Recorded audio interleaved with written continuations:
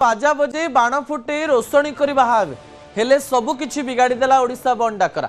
स्थिति एभली है जे शुभ बेला 2 घंटा आगुआ बाहरी गले बर बाटरे काले विलंब हेबो बा केही प्रतिवादकारी गाड़ी अटकेबे सेथिपाई सकाळ 6टारू विवाह पुरी अभिमुखे बाहरी थिले नयागढ़ सहरर सनत कुमार साहू। ना बाजिला बाजा ना फुटिला बाण तरबरिया हुई बाहरी थिले बर परिवार लोके कहते ओडिशा बंद बहु समस्या आमे पड़ीछु। 10टी बर गाड़ी यात्री को आडवांस दियासर थिला बाजा और डीजे मालिक मध्य आगुआ पैसा नहीं जाइथिले हेले ओडिशा बंद डाकरा सबु किछि बिगाड़ी देथिला। बंद प्रभाव भितरे पूरी बड़शंख अंचल मिनुंक सह नयागढ़ सहरर चिकुंकर हेछि बाहागर